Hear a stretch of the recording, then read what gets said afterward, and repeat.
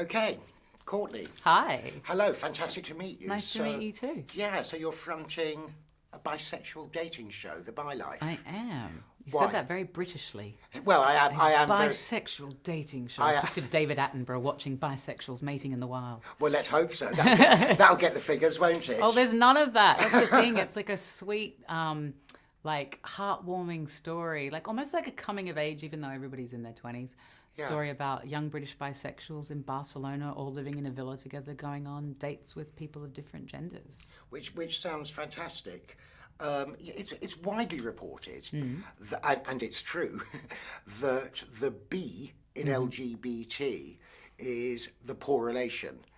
Do you think the show will go some way to redress that balance and level the playing field? I mean, bisexual people are the largest percentage of the LGBTQ community, but the least visible and the least represented. And also, like, if you look at the ways bisexual people are portrayed in the media, which is not a lot, but if you think about, like, Lady Gaga on American Horror Story or the lady on Empire, whose name I keep getting to Google, they're kind of, there's like a slightly sexually villainous or predatory sort of depiction of bisexual people in pop culture.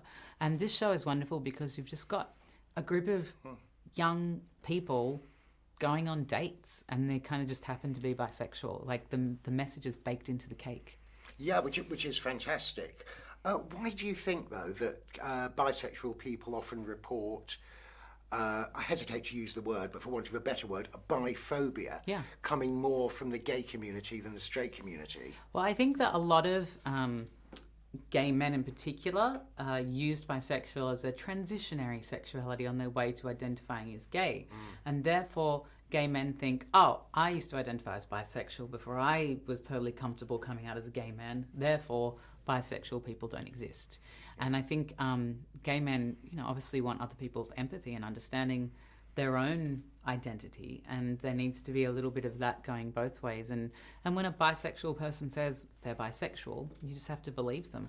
But I think as well, because of the closetedness and the rigidness of the heterosexual male identity, quite often people will think, oh, he's just gay, but he hasn't come to terms with his sexuality. And I just think, there probably are people who are like that. It's like it's a stereotype for a reason, but the problem with stereotypes is it reduces many stories to one story. And bi people definitely exist.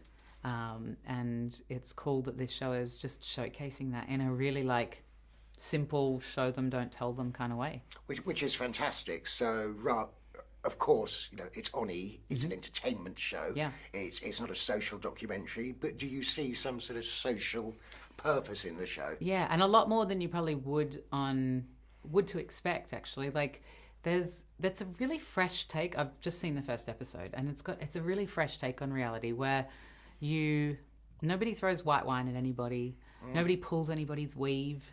It's just a really lovely, authentic dating experience. One of the daters had never been on a date before with a boy or a girl. Oh, wow. And to get to sort of watch that unfold and then watch them go on an experience with different, with guys and girls was really heartwarming. Yeah. There's something sweet about it. Yeah. I mean, there was a well-reported survey a week or two ago, I think between for 16 and 25-year-olds in the UK, 49% identified as not 100% straight or not 100% gay. Yeah. I mean, that's extraordinary, given that previous surveys have sat at 2, 3, 4, 5%. Yeah.